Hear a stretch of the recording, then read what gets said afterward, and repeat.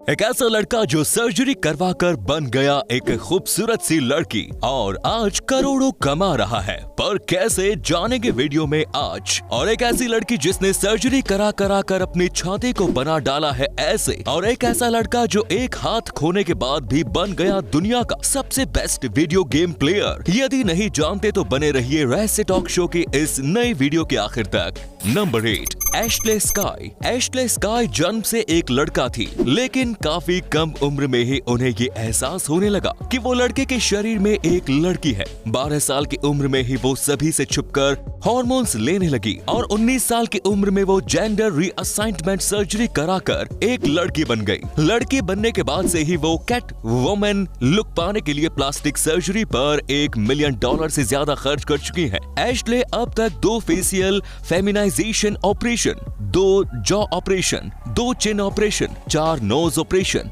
Rib removal, 3 face lift और 6 breast augmentation से गुजर चुकी है। अब वो अपनी आंखों की सर्जरी कराकर उसे और ज्यादा कैट लाइक बनाना चाहती है। एशले को हर दिन तैयार होने में 3 घंटे लगते हैं। मॉडलिंग के अलावा उनका अपना कॉस्मेटिक ब्रांड भी है। एशली इतनी ज्यादा प्लास्टिक सर्जरी से गुजर चुकी है कि उनका नेचुरल लुक लगभग खत्म हो चुका है। नंबर 7, ईस्थर कैलिस्टी बी। वैसे तो ईस्थर कैलिस्टी बी नॉर्मल ही है, लेकिन एक्सेसिव बॉडी हेयर की वजह से वो काफी ज्यादा अबनॉर्मल फील करती थी। अफ्रीकन मूल की ईस्थर का जन्म कनाडा में हुआ है। टीनेज में पहुंचने पर उनके पूरे शरीर पर लड़कों जैसे बाल आने लगे। हाथ और पैर के साथ ही इनकी चेस्ट पर भी बाल निकलने लगे। इन बालों की वजह से वो काफी ज्यादा अनकंफर्टेबल फील करती थी, लेकिन फिर उन्होंने फीमेल बॉडी हेयर को नॉर्मलाइज करने के मकसद से अपनी बॉडी हेयर को छुपाना बंद कर दिया। वो बॉडी हेयर्स को दिखाते हुए अपनी तस्वीर सोशल मीडिया पर शेयर करने लगी, जिन बालों की वजह से वो अब नॉर्मल फील किया करती थी। आज उन्हीं बालों की वजह से वो खुद को स्पेशल मानने लगी है। ईस्थर को कई मैगजीन के कवर पर जगह मिल चुकी है। इंस्टाग्राम पर भी वो काफी ज्यादा एक्टिव रहती है। ईस्थर एक पेंटर है और वो खुद को बॉडी हेयर एक्टिविस्ट भी बताती है। ईस्टर का कहना है कि जो चीजें हमें नेचुरली मिली हैं, उन चीजों को लेकर हमें कभी भी शर्मिंदगी महसूस नहीं करनी चाहिए। इनकी इस हौसले भरी जिंदगी पर एक लाइक तो बनता है। नंबर 6, जिजिपो सोल्डेट। साउथ अफ्रीका के जिजिपो सोल्डेटी का जन्म फोकोमेलिया नाम की कोंगेनिटल डिसेबिलिटी के साथ हुआ था। फोकोमेलिया की वजह से उनके पास बायां हाथ नहीं है और उनका बायां पैर भी दाहिने पैर के मुकाबले लगभग आधा ही है। बचपन में लोग उन्हें शापित कहा करते थे। लोगों के ताने से तंग आकर जिजिपो हमेशा लोगों की नजरों से बचने की कोशिश करती रहती थी, लेकिन फिर उन्होंने सोचा कि आखिर ऐसा कब तक चलेगा। एंड देन उन्होंने दुनिया के सामने आने का फैसला किया। उन्हें बचपन से ही मॉडलिंग का शौक था, तो वो अपनी तस्वीर सोशल मीडिया पर डालने लगी। एक एजेंसी के द्वारा इन्हें मॉडलिंग का काम भी मिल गया। मॉडलिंग के अलावा जिजिपो टेलीविजन इंडस्ट्री में भी स्क्रिप्ट राइटर और प्रोड्यूसर के तौर पर काम करती है। जिजिपो अपने जैसे लोगों को जिंदगी में आगे बढ़ने के लिए इंस्पायर भी करती रहती है। नंबर 5, एरोन सोटेट। वर्ष 2009 में एक डेडली कार एक्सीडेंट में एरिजोना के एरोन सोटेट का एक हाथ कट गया। उनकी हालत काफी गंभीर थी। फॉर्चुनेटली डॉक्टर्स उनकी जान बचाने में कामयाब रहे। एरोन सोटेट बास्केटबॉल के साथ ही वीडियो गेम भी खेला करते थे, लेकिन एक हाथ खोने के बाद उनके लिए अपने दोनों ही पैशन को फॉलो करना लगभग इम्पॉसिबल था। लेकिन एरोन का कहना था कि उन्होंने अपने हाथ खोए हैं, पैशन नहीं।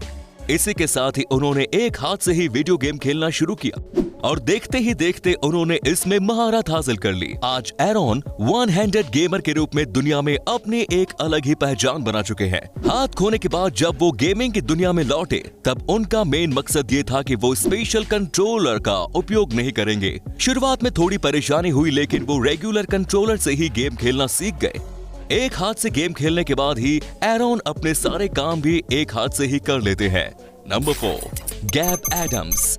ब्राजील के साओ पाउलो में जन्म लेने वाले गैब एडम्स जन्म से ही extremely rare hand heart syndrome से ग्रसित हैं। इस सिंड्रोम से ग्रसित होने की वजह से गैब का जन्म दोनों हाथ और दोनों पैर के बिना ही हुआ। गैब के इस कंडीशन को देखते हुए उनकी मां ने उन्हें छोड़ दिया था, जिसके बाद अनाथ आश्रम से अमेरिका के एक कपल ने इन्हें गोद लिया और वो अमेरिका आ गए। इनकी परवरिश 13 भाई बहनों के साथ हुई है। माता पिता के साथ ही सभी भाई बहनों ने भी गैब को खूब प्यार दिया और उन्हें आत्मनिर्भर होना भी सिखाया। घर में तो नहीं लेकिन स्कूल में इन्हें बुलीज का शिकार होना पड़ता था। हालांकि परिवार से मिले सपोर्ट ने इन्हें जिंदगी में आगे बढ़ते रहना सिखाया। हाथ और पैर ना होने के बावजूद गैब अकेले ही रहते हैं और अपना सारा काम खुद करते हैं। उनके माँ बाप इनसे 15 मिनट की दूरी पर ही रहते हैं और इनकी मुलाकात हमेशा होती रहती है। नंबर 3, एलेग्रा कोल। एलेग्रा कोल जन्म से लेकर जवान होने तक तो बिल्कुल नॉर्मल थी, लेकिन फिर उनके अंदर बॉबी डॉल बनाने का जुनून सवार हुआ। अपने इस शौक को पूरा करवाने के लिए उन्होंने कई सर्जरी करवा डाली।